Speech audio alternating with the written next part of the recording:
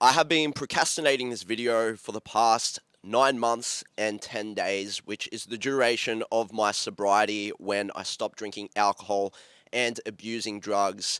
And I've mainly avoided doing this video and holding it off for so long because it triggers me and it brings up emotions. And it's just even for the past day, I've held it off until the end of the day to film it because I know that it may trigger me. So, this is also a trigger warning for anybody that does have substance abuse issues or knows anybody that has substance abuse issues. This is just a warning before going into this video that some of the stories that I might tell may trigger some of you guys watching at home. I was thinking about how I was going to execute this video, and I could just launch a whole bunch of scientific facts to you guys about how cocaine and alcohol and weed and drugs and prescription drugs affect your body physically and mentally. And I could have got something off Google and just memorized it and repeated it to you guys.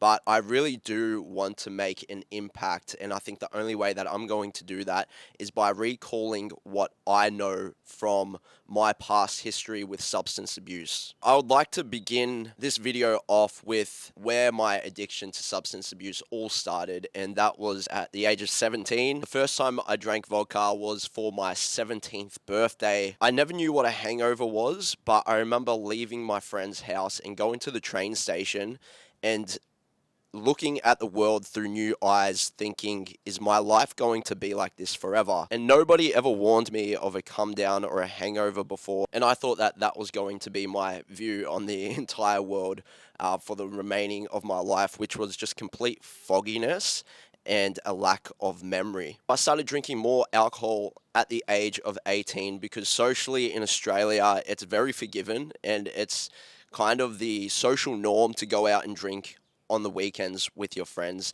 And I was introduced into the club life, and every single weekend I'd go out with the same mate to the same club, and we would just get absolutely drunk to the point where we were passing out in cabs, throwing up in our front yards, falling downstairs, and getting into fights at clubs. And so then alcohol just began to become part of my weekly routine. And without knowing it, I was starting a very habitual weekend cycle of binge drinking. Binge drinking isn't really looked down upon, and a lot of people say that binge drinking isn't alcoholism. But this binge drinking continued on for the remainder of my early 20s. Up until my early 20s, I had never tried any chemical substance or natural substance such as like marijuana or magic mushrooms or anything like that. I'd just been drinking. It wasn't until I got to Los Angeles where I was introduced to the Californian weed. And in California, weed is very normalized. It is almost seen as healthy. You can go to a doctor and he can give you a marijuana card to be able to go to dispensaries if you just walk in and simply say that you've got a headache. But I was introduced into marijuana through a friend of mine that I met in California. Like drinking, it became another social interaction, but unlike drinking, marijuana crept up to be a daily usage, and it started to become something where I was heavily dependent on it. As soon as I would wake up, I would smoke or I would go for a and it even got to the point where I was walking on red carpets high, and I couldn't do music videos unless I was rewarded with weed before, during, and after. I got to the point where I didn't know who I was or how to act unless I was on the substance. And I remember once I was in Los Angeles and we went on a talk show, and the talk show host knew that we smoked weed because he smoked with us before, and he interviewed us about the question, but we were told by our management to keep it very quiet. So when he asked us a question, I was high, and it confronted me, and I freaked out and had to end the interview early, which caused an anxiety attack. And this was the early stages of me recognizing that weed wasn't good for me. Along with marijuana in Cali, we were also throwing parties every single weekend, and sometimes those weekends would lead into weekdays, and some days we'd find ourselves drinking and smoking for 3 days straight, just completely impaired and not able to focus on why we were in the current position that we were in and the opportunity that we were given. It was nearing the end of the journey in Los Angeles when I had my last goodbye with marijuana, and that was when I smoked hash. It was too strong for me to handle, and I had a huge panic attack. And I just remember running out of my bed, jumping into the shower with all my clothes on, turning on the cold water, taking all my clothes off, running up the driveway, screaming out for an ambulance because I thought that I was having a heart attack and that I was about to die. What had happened was I got stuck in my head and so paranoid that I forced myself into believing a situation that wasn't true. So after that encounter with hash, I was very scared of marijuana and stayed completely away from it for the next 2 years in Los Angeles and just stuck to alcohol. Alcohol ended up creeping in because of this reason of giving up marijuana. It was like I was replacing one addiction for another. And I remember on our last few tours, I couldn't get on stage unless I was drinking, and that would just lead into massive hangovers and just irritability throughout the whole next day, not wanting to do things, being in a grumpy mood, and this would have displayed off to the fans and overall was diminishing my career as a socialite. So all good things come to an end, and the end of my YouTube journey with my brothers and friends finished, and we found ourselves back in Australia. And up until this point, I had still not touched any chemical substances, which brings me to the first time that I ever did cocaine. This story is very triggering, so if you would like to turn this video off, I completely understand. The reason I'm telling these stories is to either educate people who have not touched substance before, or that see family members touching it, and explain to them about the addiction and the disease around these chemical substances, and also to inspire and motivate people that are thinking about stepping away from substance. The first time I ever did of cocaine, I was at my best friend's house and I wasn't expecting it to be there at all.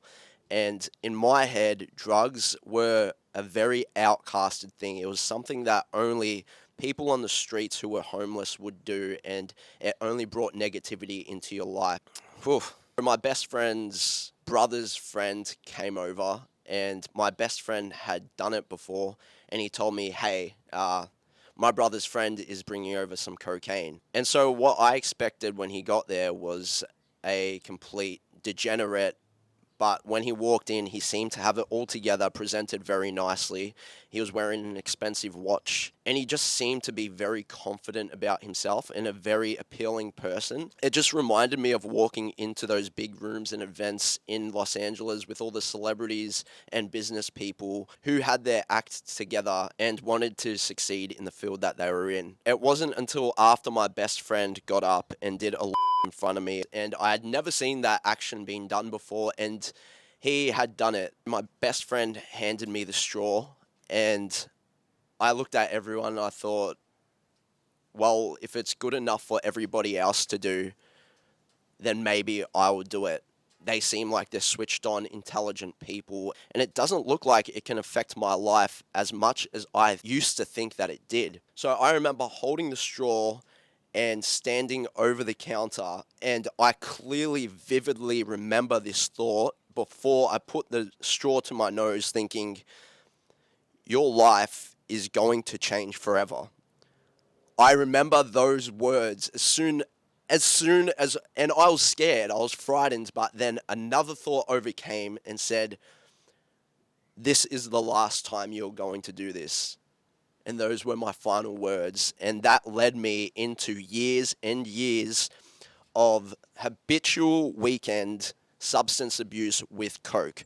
Now, they say that marijuana is a gateway drug. I really think that cocaine is a drug that completely demolishes the gate and blurs the line between what's in and out, and there is no meaning of any gate anymore.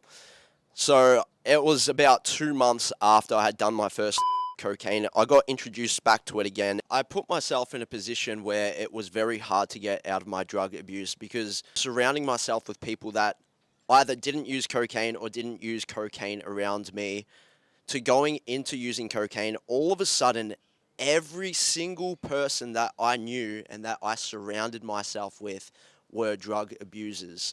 And to get out of that lifestyle took such a long time because that meant that I'd have to isolate myself from everybody and every single relationship that I had ever built, not because they're bad people or not because I don't like their choices, but because I didn't want it to tempt me to get back into that lifestyle.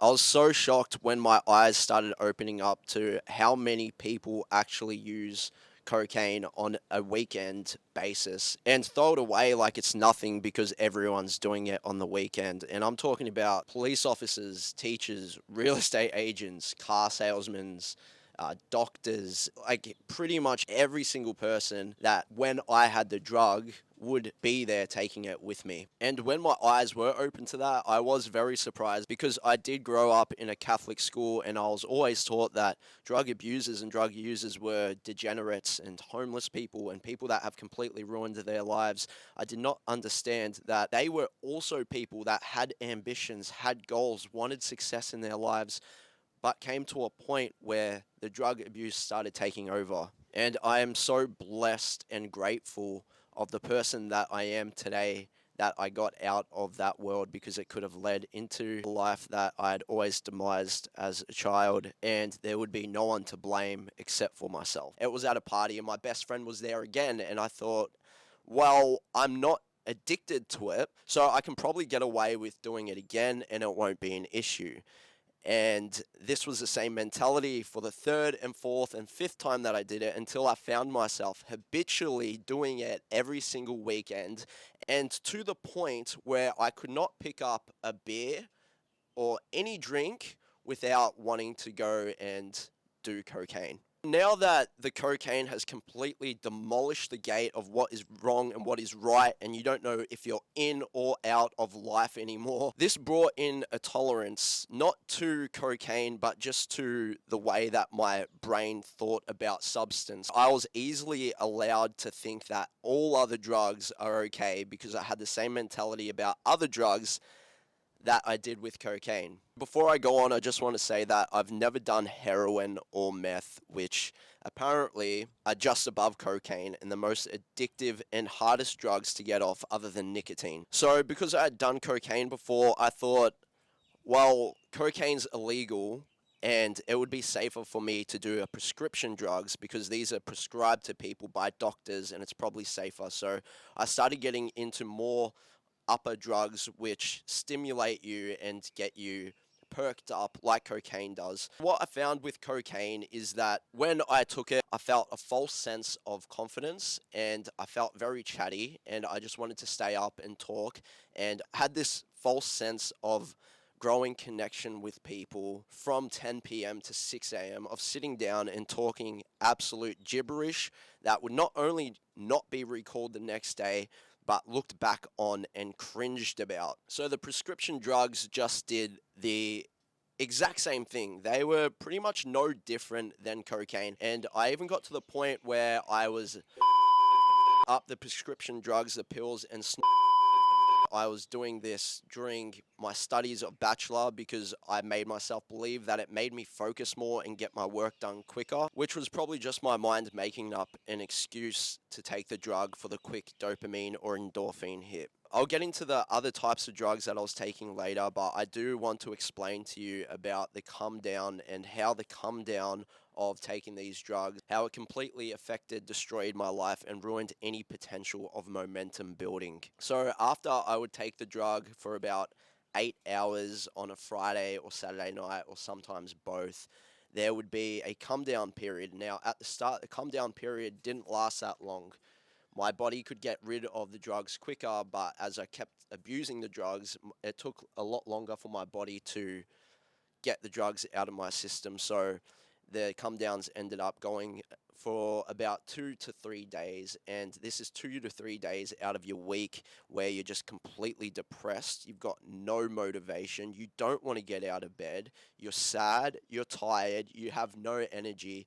And if you compare 3 days out of 7 of your entire week, that's 40% of your entire existence just because you choose to party one night or 2 nights a week. So 4 out of those 3 days or 4 days where I wasn't coming down, I found myself getting into being productive and getting things done. But as soon as I started building a little bit of momentum, the weekend would come around again and the pattern would just repeat itself. And this was going on for years and years and years, and ruined any of my chance to be able to reach success. I was looking forward to the wrong things. I was looking forward to the party, and I wasn't looking forward to a bright future. Some other drugs that I've tried are acid and mushrooms, and I'll put these in the same category because these are hallucinogenics. I had ever only done acid and mushrooms once. In my past life, my drug of choice was more of a stimulant than a hallucinogenic, but I wanted to try it to see what it was about. These drugs completely just altered my reality and made me see things that are not there on a logical, everyday basis. It made me believe into theories that I made in my own head and a false sense of the word God and universe. And I don't know why these drugs do that, but they kind of bring you into a false sense of reality where you get super spiritual and you start to make up your own beliefs on what you think of why we are here on the planet, which can be very dangerous. And I've known of people that have been stayed trapped in their own theories for years and years and continue to take the drug to stay trapped in those theories. So I'm very blessed and fortunate that I never got addicted to any of those drugs or took them recreationally to ignite that spark of bringing my own theory truth into my head. So another drug that I got addicted to was a drug called tramadol, and this is a pill-based opioid, and an opioid is similar to heroin. It's got the same effects and feeling on the body, and I'm pretty sure it's got the same chemical compound in the drugs. I'm going to group these together. It was tramadol, oxycodone, Valium, and Xanax. And I felt like that these drugs made me feel very sleepy, dreary, a fake sense of peacefulness, a fake sense of calm. It slowed my heart rate down and it just made me feel relaxed, but at the same time completely out of it and not knowing what was going on around me. I got to a point where I got very addicted to Valium. And the reason I started taking Valium was a lot like the Coke, because the Coke went with the alcohol and the Valium the next day calmed me down from the come down of cocaine. And these drugs are very, very dangerous to mix because what you're doing is alcohol is a depressant, so it's bringing your heartbeat down. Then you're mixing it with cocaine and your heartbeat is going boom, boom, boom, really, really fast. And then the next day, you're taking a Valium, which slows it down even more than the alcohol. And you're giving your heartbeat irregular rhythmic patterns that stress the heart and can potentially lead to a heart attack. Xanax is an antipsychotic medication and is usually given to patients in psych wards to completely shut their brains down.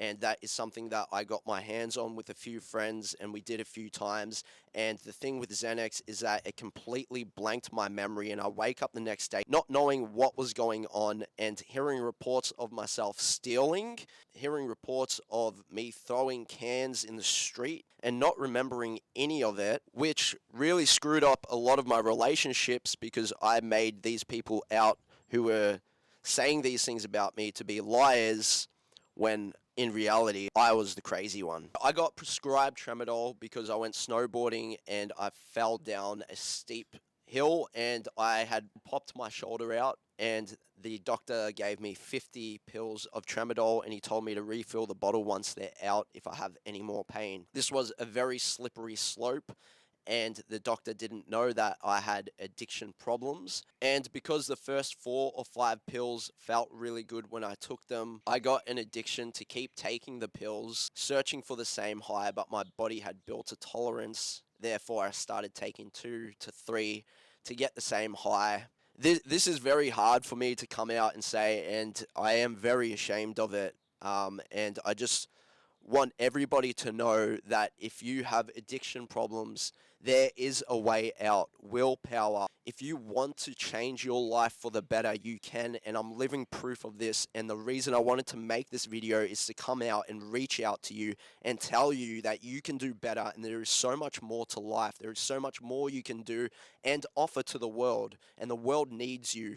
So I don't have a specific time frame of when I took all of these drugs. I can't tell you I did this drug at this time because it all seems like a blur, and it felt like the past 5 years were just a very long, big, messy party that brought me nothing but regret. The last time I had ever done any drugs and alcohol, which is very shameful for me to say this, but it was on my mum's 50th birthday, and I had drunk a bunch of alcohol. I got crossfaded with marijuana. I took a hallucinogen called kava, which is a drug sourced from a tree plant. I did cocaine and then mixed it with some pill that I can't remember. And I remember the last thought of me going into bed and falling back. And I have reports of people telling me that I fell back into bed and I had what felt like a near-death experience. I'm not sure if I died or had a heart attack, but I felt like that I went to the other side, and that is for another story of what I experienced because it goes in depth and is pretty spiritual, and it could have just been the drugs that made my mind go into a different place. But from what I recall from it, it was a near-death experience, and I woke up and I just did not want to touch any drugs again. And I remember thinking in my near-death experience that the reason I'm here is for my family and is for this world, and I need to quickly clean up my act before it's too late, before my grandparents pass, or God forbid anything happens to any of my close relatives. I want to show them my absolute potential. I want to show them how much I can possibly try to be the best person that I can be. Even if I don't achieve the greatest success, at least they see me really trying. I know this video wasn't scientific and it didn't tell you specifically long-term and short-term effects like alcohol can affect your liver or anything specific, but I just wanted to come on and speak to you human to human of a past drug abuser and alcoholic, of how these drugs affected me and affected my life and could have sent me into a complete different direction of unhappiness, loneliness, regret, and everything that I'm working so hard on not to be. If any of you guys would like to speak to a professional, I'm going to leave a helpline down below for Australia. I'm not too sure of any other international numbers, but it's just a quick Google search away if you really want to think about changing your life and speak to a professional. Do it. The first step to solving your problems is realizing that you have a problem. So reflect on your life, and even if it's just binge drinking, it's still a problem. And even if you say that you can handle your drinks or you can handle your drugs, because I used to say that all the time. I'm like, I don't need to quit. I'm not like that guy. I can handle my drugs. You can handle them until you can't. You can handle your drinks until you can't. And why push it and why wait to get to that point?